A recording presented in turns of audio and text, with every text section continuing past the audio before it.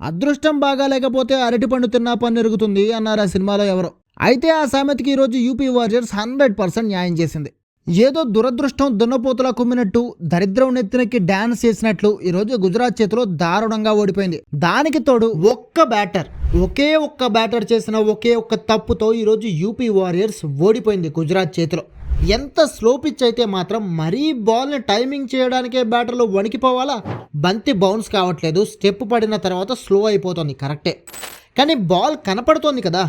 గుజరాత్ బ్యాటర్లు ఎంత అద్భుతంగా బ్యాటింగ్ చేశారు ఇదే స్లో పిచ్ పైన.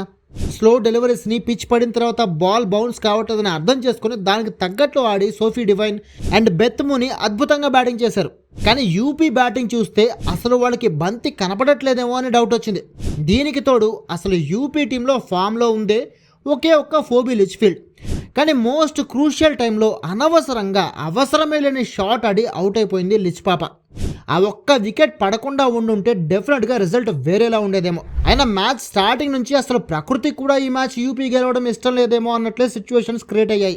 లాస్ట్ ఓవర్లో శిఖా పాండే నో బాల్ వేసి సోఫీకి 6తో హాఫ్ సెంచరీ చేసే ఛాన్స్ ఇవ్వడం నుంచి ఆ తర్వాత యూపీ ఓపెనర్లు ఇద్దరు 100% దురదృష్టంతో అవుట్ కావడం వరకు అంతా ఏదో మాయాబజార్ సినిమాలో అహా కమ్ కహా అని ఎవరో మంత్రం పెట్టినట్లు అనిపించింది. పాపం ఓపెనర్ కిరణ్ నవగిరేతో పాటు కెప్టెన్ మెగ్లానింగ్ అవుట్ అయిన విధానమే అందుకు పెద్ద ప్రూఫ్. ఓపెనర్ కిరణ్ నవగిరే ఫస్ట్ బాల్కే బంతిని వెనక్కి కొట్టబోవడం, ఆ బాల్ వెనక్కి వెళ్ళి దానంతటా అదే మూనీ కాలికి తగిలి రిటర్న్ వచ్చి వికెట్లకి తగలడంతో ఎవ్వరూ ఊహించని విధంగా నవగిరే స్టంప్ అవుట్ అయింది.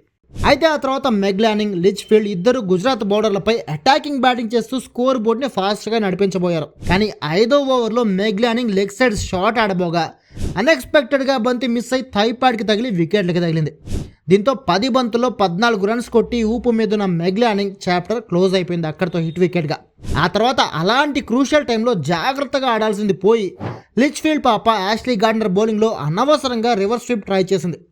కానీ కరెక్ట్గా కనెక్ట్ చేయడంలో ఫెయిల్ అవ్వడంతో షార్ట్ థర్డ్ మ్యాన్లో ఉన్న రేణుకా సింగ్ సింపుల్ క్యాచ్ అందుకుంది.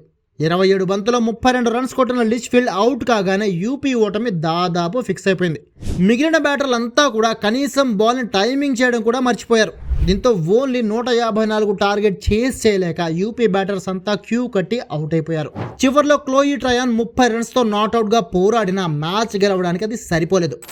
వరుస గ్యాప్స్లో వికెట్లు పోగొట్టుకుని 17.3 ఓవర్లలో కేవలం 108 రన్స్ మాత్రమే చేసి ఆల్అౌట్ అయిపోయింది యూపీ టీం. దీంతో గుజరాత్ 45 రన్స్ తేడాతో మ్యాచ్ సొంతం చేసుకుంది.